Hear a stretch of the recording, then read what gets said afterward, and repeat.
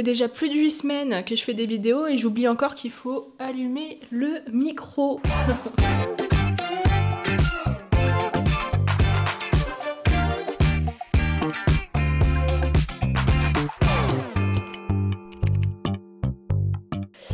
Eh bien, je vous retrouve pour ma première vidéo AQ, donc voire aux questions, pour ceux qui vivent dans une grotte et qui ne connaissent pas. On m'a posé pas mal de questions et je suis ravie d'y répondre.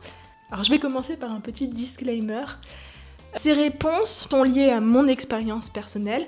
Je ne détiens pas la vérité absolue. C'est des réponses qui sont liées à mon expérience de freelance pendant plus de 8 ans. Et aussi mon expérience de studio créatif pendant 3 ans.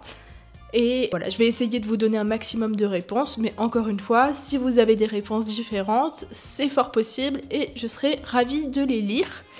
Donc n'hésitez pas à les partager. Première question, alors elle est tout de suite pas évidente, c'est comment gère-t-on les gens ? Eh bien, c'est très compliqué. Les gens qui rejoignent l'équipe, plus c'est compliqué, évidemment. Donc heureusement, les gens rejoignent petit à petit. Le but, ça va être de vite mettre en place un outil de gestion. Au tout début, la première année, on faisait tout avec WhatsApp. C'était n'importe quoi pour s'organiser, c'est pas bon du tout. Le mieux, c'est de pas parler aux clients sur WhatsApp, etc. et de pas se parler entre nous sur WhatsApp. C'est pas une bonne idée. Aujourd'hui, ce qu'on a, un Asana. Je vais vous montrer un petit peu. Donc dedans, il y a un canal par projet. Dans chaque projet, il y a un Gantt. Donc on peut voir un petit peu chaque plage de projet avec chaque personne sur quoi elle travaille à quel moment. Les rendez-vous, les rendus internes. On peut voir aussi quand est-ce que les personnes ne sont pas là, parce que forcément les gens prennent des vacances. Et tant mieux pour eux. Voilà, de pas donner trop de projets en même temps aux personnes. C'est important.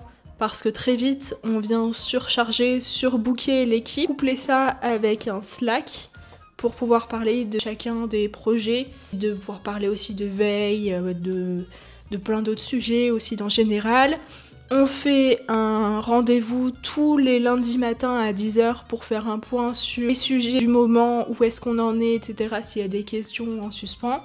Ce qu'il faut savoir, c'est que quand on gère une équipe, il faut avoir au minimum 2 à 3 heures de disponible dans la journée. Il y a toujours quelque chose à faire, toujours quelqu'un qui demande de l'aide sur quelque chose.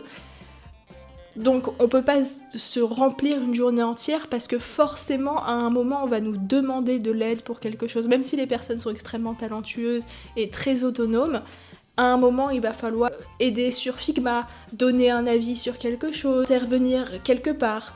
Donc toujours se laisser une plage dans la journée de 2 à 5 heures si possible pour aider l'équipe et répondre présent s'il y a quoi que ce soit. La deuxième question, je regarde mon agenda parce que j'ai les questions ici. Comment paye-t-on l'équipe quand le client n'a pas encore payé? Parce que en effet, moi je travaille qu'avec des freelances. Du coup, ces freelances-là, il faut les payer. Comment est-ce qu'on les paye quand le client ne paye pas, typiquement, ou quand le client prend du temps pour payer? Eh bien déjà, moi je demande toujours un acompte de 50% avant de lancer la mission. Donc ça aide forcément pour payer un acompte pour le freelance aussi. C'est des freelances que vous avez vus, hein, que ce soit Théo, Faustine, Bastien, avec qui j'ai l'habitude de travailler, on travaille ensemble depuis maintenant 3 ans. Et après, quand le client tarde, alors il y a 2 solutions. Soit c'est du coup un des freelances avec qui j'ai l'habitude de travailler, où ils sont d'accord pour attendre que le client paye et à ce moment-là être payé, entre guillemets d'être empathique, de permettre à la trésorerie d'absorber ce retard. Soit c'est un freelance avec qui j'ai pas l'habitude de travailler. Après des nouveaux freelances, il n'y en a pas trop parce qu'on a vraiment construit une petite team. Et dans ces cas-là, je comprends qu'il n'ait pas envie d'attendre et qu'il me connaît pas assez pour attendre que le client nous paye pour ensuite le payer. Donc dans ces cas-là, j'avance l'argent avec la trésorerie. Je sais pas si j'ai été claire. La question d'après, c'est comment est-ce qu'on recrute? Alors moi, je recrute essentiellement sur LinkedIn. Je fais un post et je dis, voilà, j'ai besoin d'une personne pour telle mission, tel poste en freelance. Et puis après, on m'envoie des messages, je les lis tous, je regarde tous les books et je réponds aux personnes, je fais des visios, etc. La deuxième façon que j'ai de recruter, c'est quand je vois un profil qui m'intéresse. Par exemple, je vois un post, par exemple un directeur artistique ou un UI UX, où je vois un post sur LinkedIn qui passe et je me dis ouais, le travail il est incroyable. Je screen le post et je me le mets dans un Notion. Je me dis ok, ces personnes-là, je les ai vues défiler, elles sont vraiment bien. Ça c'est un travail qui est hyper quali. Ça peut valoir le coup que je le recontacte à l'avenir si j'ai un projet qui est intéressant. C'est exactement ce qui s'est passé pour Faustine. C'était un projet qu'elle avait fait et je l'avais mise de côté. Alors pas elle, hein, mais j'avais mis de côté le screen du coup sur Notion et j'étais revenue sur ce Notion quand j'avais besoin de compléter l'équipe avec un autre directeur artistique et je l'avais contacté. Question d'après, quel moment déléguer? Alors c'est une question qui est difficile à répondre parce que moi par exemple j'ai délégué trop vite. J'ai surstaffé trop vite, donc j'ai délégué la gestion de projet assez vite, j'ai délégué la direction artistique assez vite. Donc se dire à partir de maintenant c'est bon, c'est un peu dur, surtout qu'on sait pas trop de quoi les prochains mois seront faits. Je pense qu'à partir du moment où tu dois refuser des projets, donc à ce point-là, que tu as la trésorerie pour, que tu vois qu'il y a un flux régulier de clients pendant au moins, je pense, 1 an, voire 2 ans, là tu peux prendre une personne en plus. Mais que à partir de ce moment-là, je dirais. Avant, c'est trop rapide. Qui prend les décisions finales ? Alors c'est moi, forcément. C'est important d'écouter l'équipe, c'est important d'écouter des avis externes, d'autres patrons d'agence, d'écouter sa comptable aussi.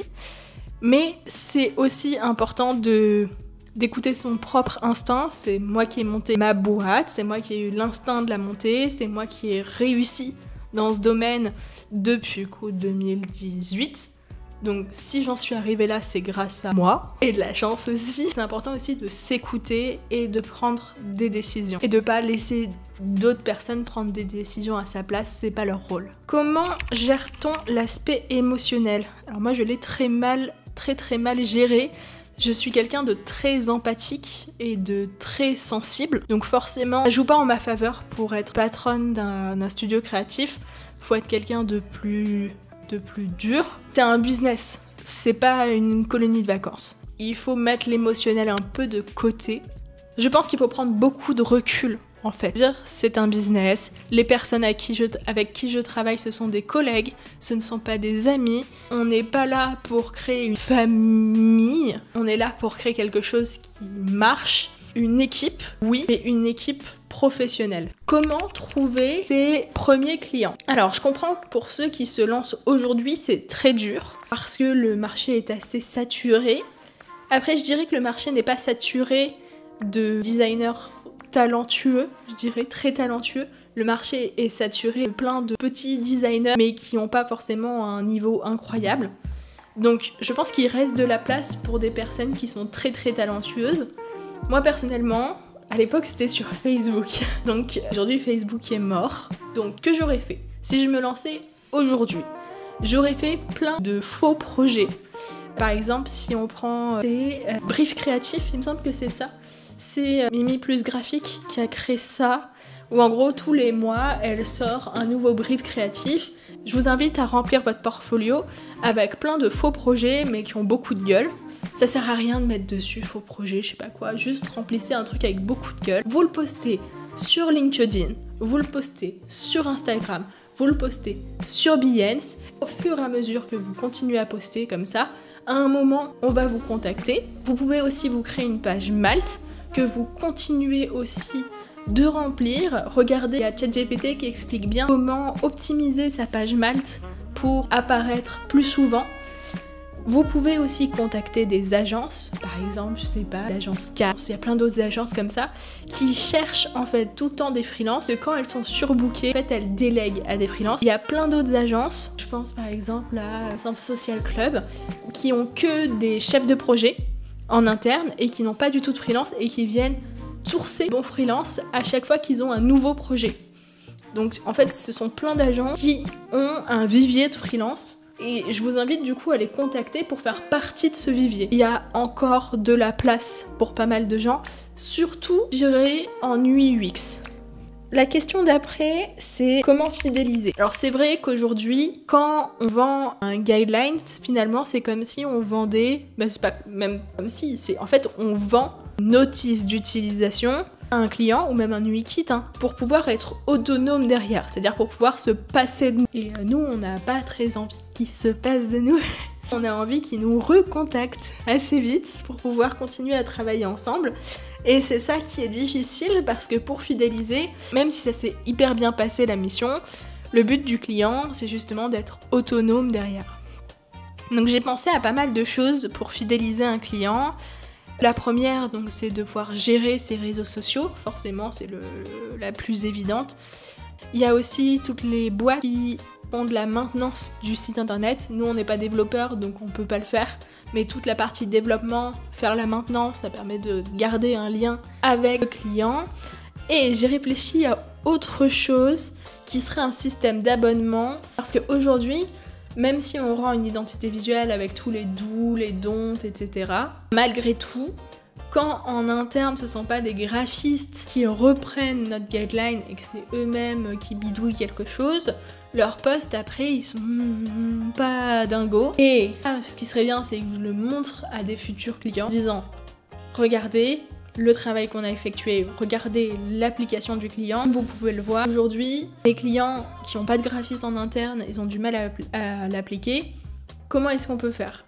Soit vous recrutez un graphiste qui coûte cher, soit vous faites appel à nous à chaque fois que vous avez des assets et des applications, ça peut être une solution, soit vous voulez minimiser les coûts, et dans ces cas-là, on peut vous proposer d'être le garde-fou, entre guillemets, chaque fois que vous postez quelque chose, c'est-à-dire qu'on peut vendre peut-être un abonnement, ou à chaque fois que veulent poster quelque chose, ils nous le montrent, on dit ok ça va pas, c'est cohérent, c'est pas cohérent. Si ça va pas, on explique qu'est-ce qu'il faut changer et une fois que c'est corrigé, on poste.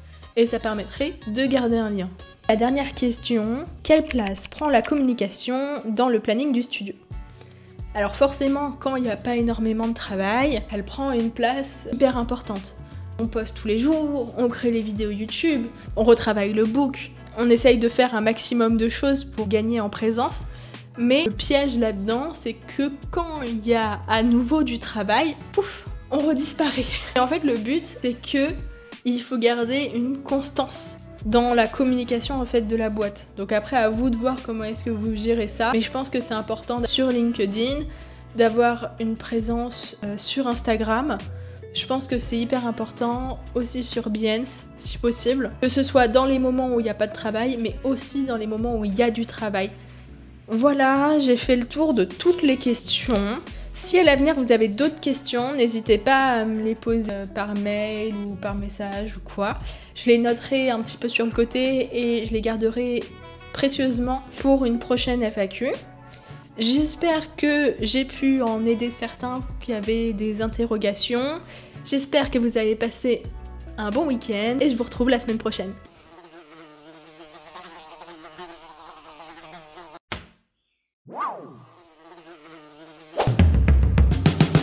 C'était la ref.